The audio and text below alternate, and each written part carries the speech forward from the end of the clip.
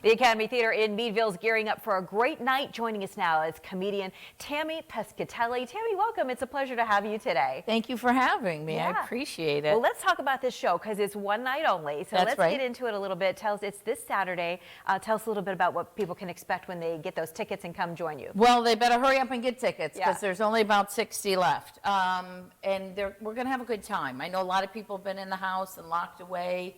And if whatever you feel comfortable, you want to wear your mask, wear a mask. I don't care. Literally, it's, you know, I like the masks because the bad breath close talkers, right? Exactly. So do whatever you want. We're going to have fun. I've taken words out of my act that offend people. Words like the and at, that's it. Okay, that's all you got left? We're just going to have fun. I think that's the thing. You know, for 1 hour, an hour and a half, come see me. Forget all the problems that are going on. Let me take over. Let me just drive the car and everybody just sit back and relax. So what inspires you when you write I assume that you write a show, right? Is that what you call it when you put together? I write with a muse. I see the world. I've famously said, people say, where do you get your material? And I'm like, I wake up, okay? Mm-hmm. Yeah. Things happen and I talk about them.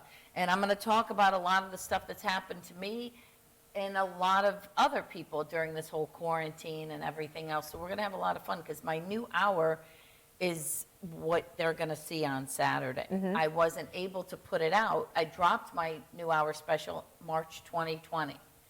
Well, then how do you get new material? Yeah. Because the world shuts down and you lose 237 dates in one day.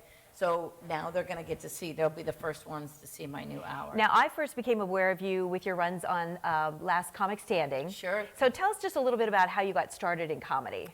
Well, I went to college and my parents moved, and they moved to an area that I was only going to hang out for the summer and go do my internship in the fall. And they moved to a place called the Quad Cities, and they had a comedy club, and I didn't know anybody. And I said, I'm going to get a job, watch some funny comedians, make a little money, and then leave. And they had an open mic night.